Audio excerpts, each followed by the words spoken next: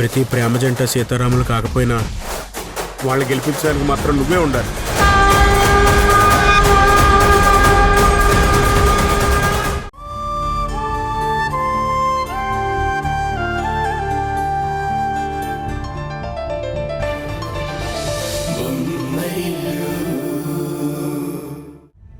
హారిక, హారిక, హారిక.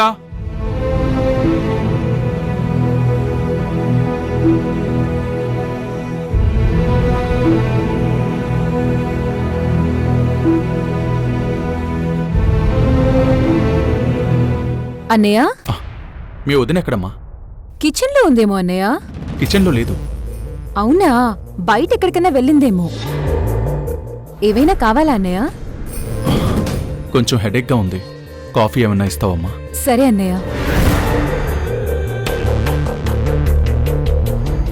నేను ఇంట్లో ఉన్నప్పుడు నాకు చెప్పకుండా బయటికి ఎక్కడికి వెళ్ళుంటుంది.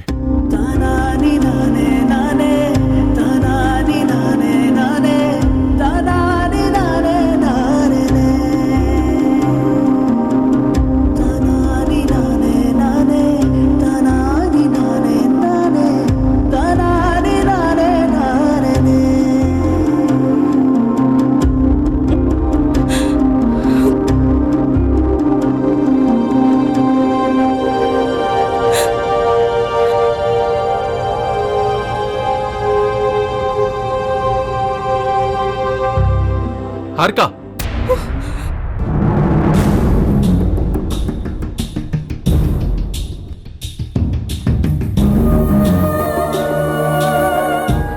ఎక్కడికి వెళ్ళొస్తున్నావు?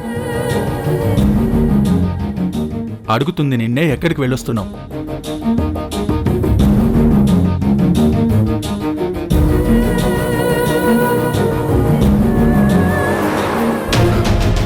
మీ మేఘనాకుని కలిసి వస్తున్నావా? అవును. మేఘన దగ్గరికి వెళ్ళావా? ఎందుకు?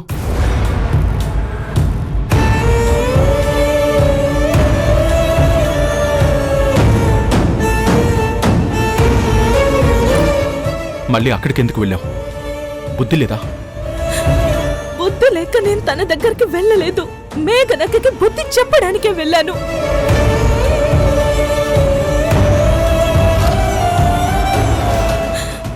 ఇంతకాలం తను చేసిన తప్పులకి చెంపదెబ్బలతో బుద్ధి చెప్పడానికే వెళ్ళాను.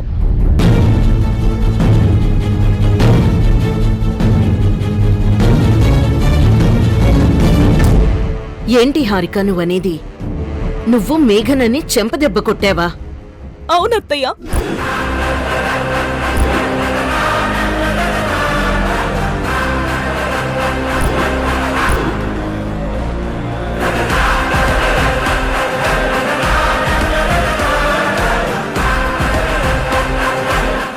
నిజానికి మేఘనక్క చేసిన దానికి కొట్టాల్సింది చెంపదెబ్బలు కాదత్తయ్య, చెప్పు దెబ్బలు కొట్టాలి.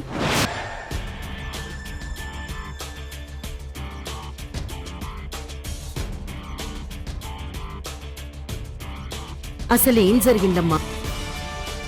మేఘనక్క ఈ ఇంటికి చేసిన పాపాలు మీకు తెలియదు అత్తయ్య.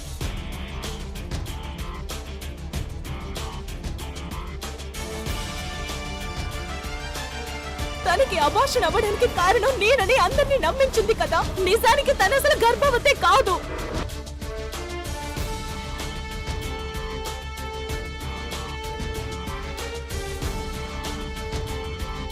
డాక్టర్ శ్రీవాణి గారిని అడ్డం పెట్టుకుని తను గర్భవతి అని అబద్ధం చెప్పించి నేనిచ్చిన టాబ్లెట్స్ వల్ల తనకి అబార్షన్ అయిందని అందరినీ నమ్మించి మీ అందరి దృష్టిలో నన్ను దోషిని చేస్తుంది.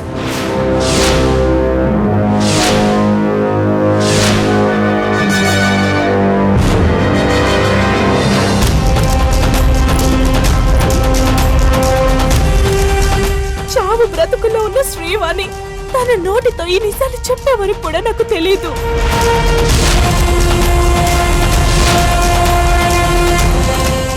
మేఘన చెప్పినట్టు చేసి మేమేద నింద వేయాల్సి వచ్చింది. ఇప్పుడు నువ్వు బయటకెళ్ళి ఐఎమ్ రియలీ సారీ, మీ కోడలికి అబార్షన్ అయ్యింది, ఫీల్ అవ్వకండి అని చెప్పు.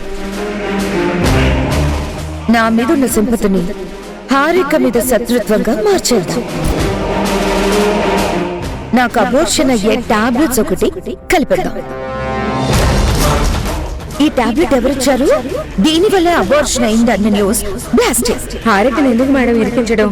తను మిమ్మల్ని చాలా కేరింగ్ గా చూసుకుంటుంది కదా. నువ్వు ఎక్కువ ఆలోచించకుండా చెప్పింది చెయ్యి.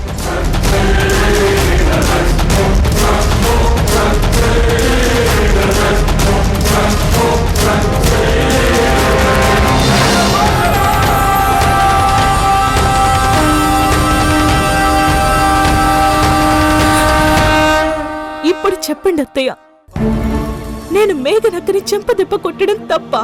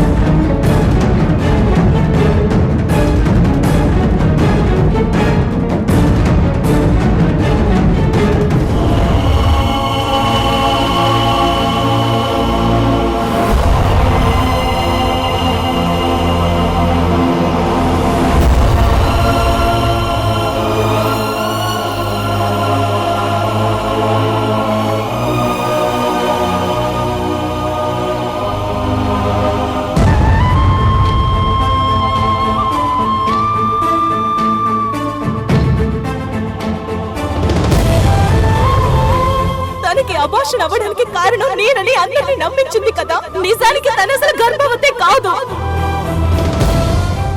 డాక్టర్ శ్రీవాణి గారిని అడ్డం పెట్టుకుని తను గర్భవతి అని అబద్ధం చెప్పించి నేనిచ్చిన టాబ్లెట్స్ వల్ల తనకి అబార్షన్ అయిందని అందరినీ నమ్మించి మీ అందరి దృష్టిలో నన్ను దోషిని చేస్తుంది.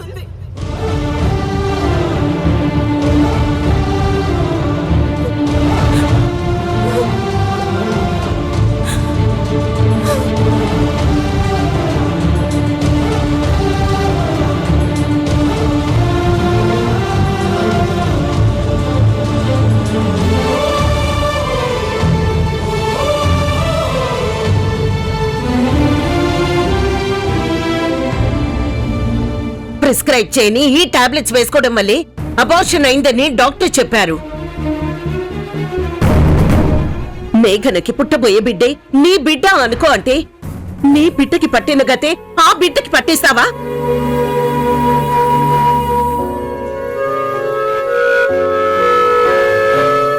అత్తయ్య, నాకు జరిగిన అన్యాయం అక్కకి జరగకూడదని బాధ్యత తీసుకోవడం నిజం. మంచి మనసుతో తనకి సేవలు చేసింది నిజం. కానీ మీరన్న మాటలన్నీ నిందలే తప్ప నిజాలు కావు.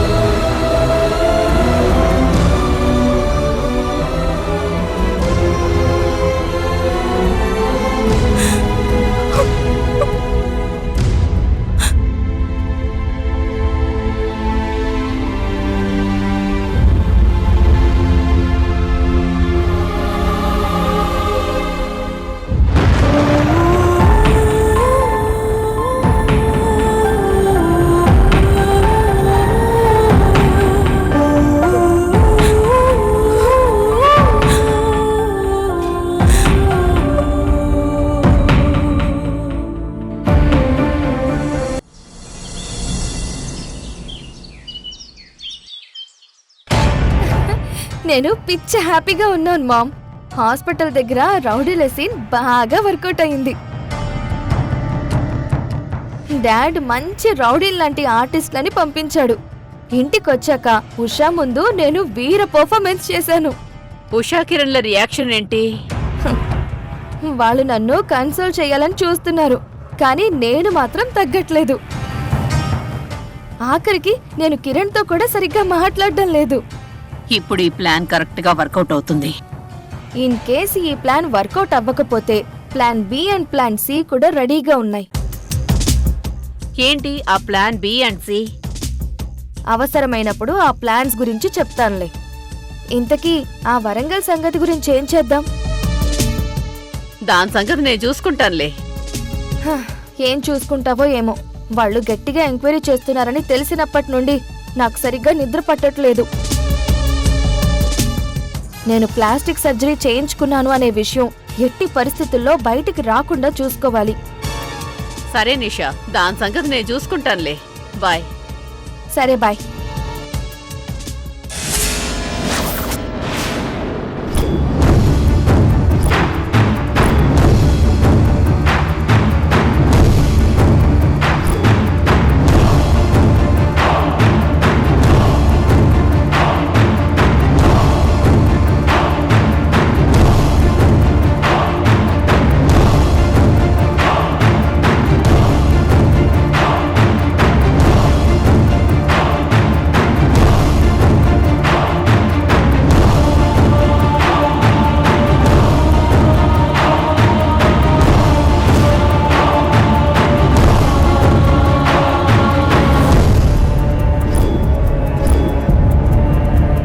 ఎంతసేపు అయింది నువ్వు వచ్చి?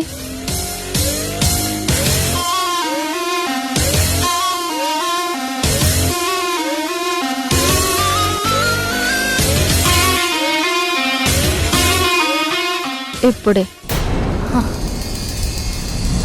ఓ, ఇప్పుడే వచ్చావా? నువ్వు ఫోన్ మాట్లాడుతున్నప్పుడే వచ్చాననుకున్నావా? ఏంటి భయపడుతున్నావు?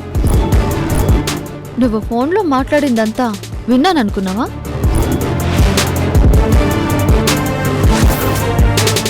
నాకు ఇంట్లో ప్రైవసీ లేదు, నేను ప్రశాంతంగా ఫోన్ మాట్లాడుకునే అవకాశం కూడా ఉషా నాకు ఇవ్వట్లేదు అని మా ఆయనకి కంప్లైంట్ చేద్దాం అనుకుంటున్నావా? ఆ ఛాన్స్ నీకు లేదులే.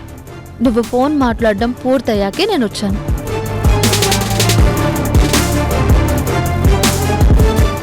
చూడు, నువ్విప్పుడు మామూలు మనిషివి కాదు. నీ కడుపులో ఒక బిడ్డ పెరుగుతుంది. నీకోసం కాకపోయినా నీ కడుపులో ఉన్న బిడ్డ కోసమైనా నువ్వు టైంకి తినాలి. ఎంత బ్రతిమలాడినా నువ్వు సరిగ్గా అన్నం తినడం లేదు. కనీసం ఈ ఫ్రూట్స్ అయినా తిను. ఎందుకు తినాలి? ఎవరి కోసం తినాలి? నా కడుపులో పెరుగుతున్న బిడ్డ కోసమా? వీడు నన్ను ఏమైనా ఉద్ధరిస్తున్నాడా? కట్టుకున్న భర్త ఎవరో ప్రపంచానికి చెప్పకుండా దొంగచాటుగా ఇలా బిడ్డని కంటున్నాను. ఇలాంటి బిడ్డ కోసం నేను తినాలా? అదేంటి పల్లవి అలా అంటావు? నీ అంతటి నువ్వే అన్నావు కదా బిడ్డని కని మాకిచ్చేసి వెళ్ళిపోతానని. బిడ్డ గురించి అలా మాట్లాడతావేంటి? బయట నలుగురు నా గురించి అలా మాట్లాడుతున్నారు కదా. బయట నేను అలా అవమానాలు పాలవుతూ మీ సంతోషం కోసం నేను బిడ్డని కనివ్వాలా? అలా నలుగురి చేత నేను మాటలు పడుతూ నేను మీ ఇంట్లో ఉండి బిడ్డని కని మీ చేతుల్లో పెట్టి నా దారి నేను వెళ్ళిపోవాలా? అసలు ఇంత పిచ్చి త్యాగానికి నేనెందుకు ఒప్పుకున్నానో నాకే అర్థం కావట్లేదు. ఒక్కోసారి ఇలాంటి బ్రతుకు బ్రతికే కన్నా చచ్చిపోవడం మంచిదనిపిస్తుంది. ప్లీజ్ పల్లవి, అలాంటి మాటలు మాట్లాడకు. గర్భవతులు అలాంటి మాటలు అస్సలు మాట్లాడకూడదు. నా పక్కన మొగుడుంటే, నా మెడలో ఒక తాళి బొట్టుంటే ఇలాంటి నీతులు నేను చెప్తాను. అవేవీ లేకుండా ఒక బిడ్డని కనిచూడు, అప్పుడు తెలుస్తుంది నీకు నా బాధ ఏంటో.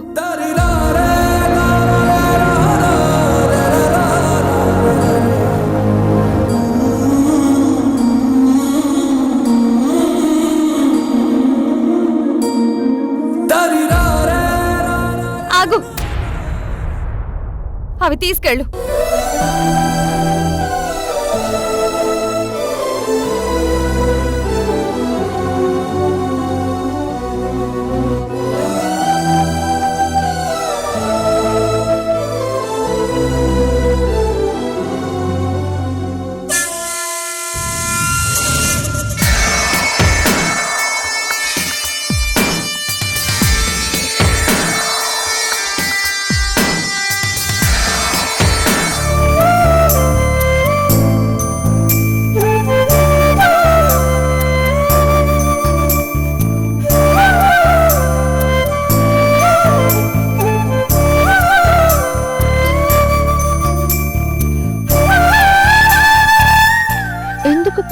తయారు చేస్తుంది. పల్లవి ఏం తినకుండా ఉంటే కడుపులో ఉన్న బిడ్డ ఆరోగ్యం పాడైపోతుంది కదా. సరే, పాలైనా తీసుకెళ్ళిస్తాను.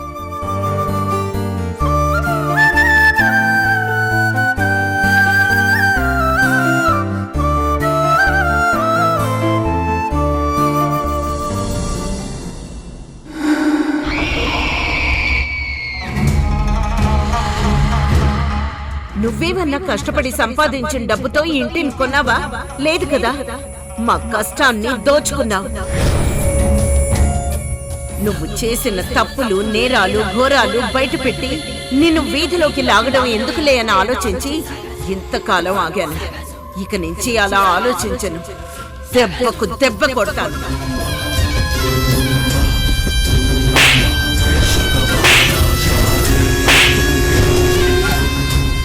కుట్రలు, కుతంత్రాలు, దుర్మార్గాలు చేసే నువ్వు నన్నేం చేయలేవు. అటు కార్తిక్ విషయంలో కానీ ఇటు శ్రీవాణి విషయంలో కానీ నీ సైడ్ నుంచి ఏదైనా తప్పు ఉందని తెలిస్తే నువ్వు నేను ఎవరో ఒక్కరమే మిగులుతాం. మేఘనా, వాళ్ళ అమ్మ మేఘనా,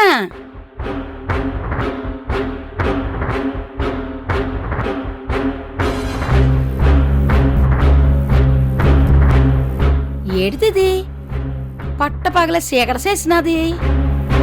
ఈ చీకట్లో చిత్రంగా ఎక్కడ కూకున్నదో ఏటో. మేఘనా, వాళ్ళమ్మ మేఘనా,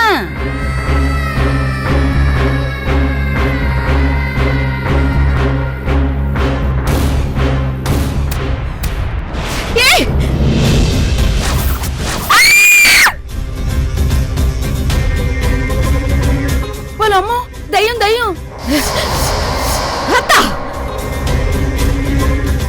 ఏటి మేఘనా, నువ్వా?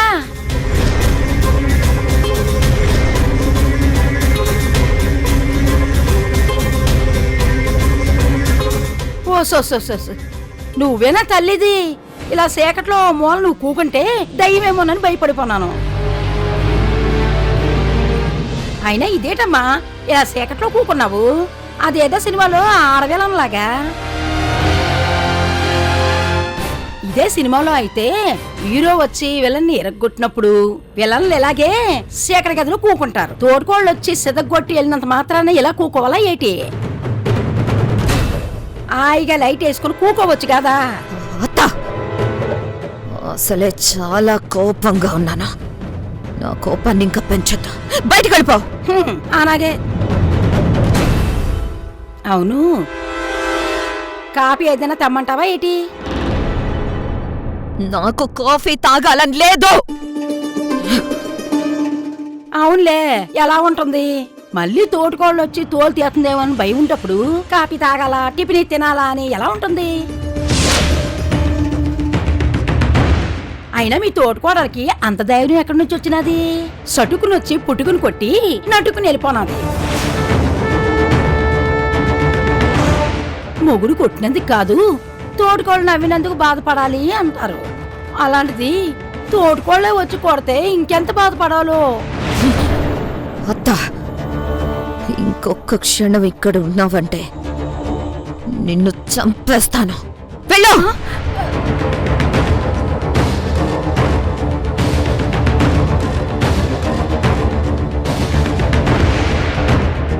లైట్స్ ఆఫ్ చేసి వెళ్ళిపో.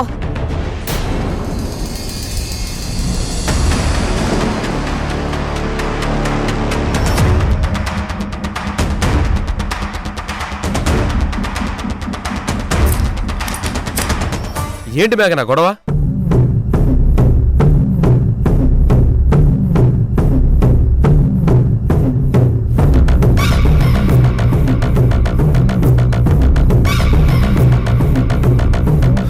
ఆవిడ గారికి చెప్పే మూడ్ లేదేమో. నువ్వు చెప్పమ్మా, ఏం జరిగింది? కొన్ని ఎవరికి ఆలే చెప్పుకోవాలి బాబు, ఇంకొకటి చెప్తే బాగోదు. సరే, చీకటి గదిలో పడి దాని ఏడిపేదో తేడాని.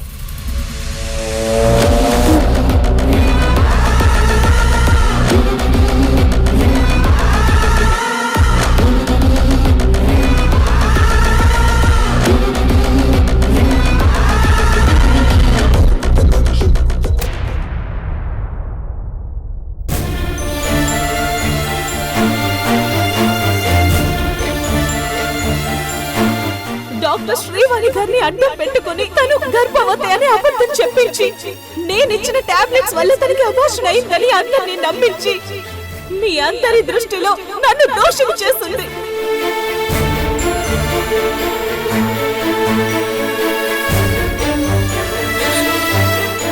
ఇప్పుడు చెప్పండి అత్తయ్య, నేను మేఘనక్కని చెంపదెబ్బ కొట్టడం తప్ప?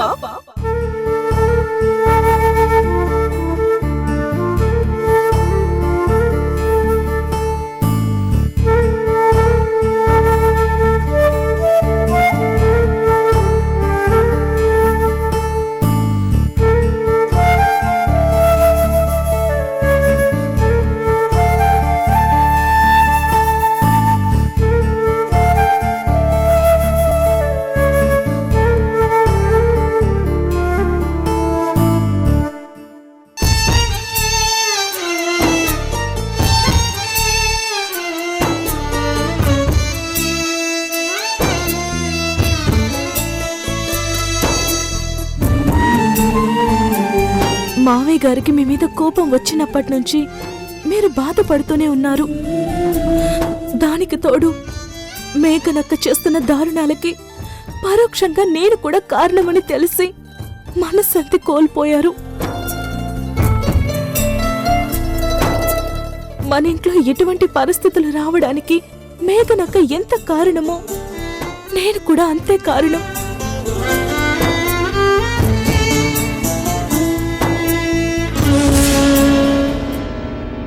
తనకి ఎలాంటి ఇబ్బంది కలగకూడదనే కదా నేను తీసుకొచ్చి ఇంట్లో పెట్టింది. అది అర్థం చేసుకోకుండా మూర్ఖంగా మాట్లాడుతుందేంటి? ఇక్కడి నుంచి పంపించేద్దాం. అన్ని విషయాలకి సంబంధించిన సాక్ష్యాలు ఈ పెన్ డ్రైవ్లో ఉన్నాయి. చంపదెబ్బ కొట్టడం కాదు, చెప్పు తీసుకొని కొట్టమని చెప్తాను. సంజయ్, నోర్మయ్! ప్రెగ్నెన్సీ రాకుండానే నీకు అబార్షన్ అయిందన్న విషయం కూడా చెప్పాడు. ఇలాంటి ఆడదాంతో కాపురం చేస్తున్నందుకు నేను సిగ్గుపడుతున్నాను.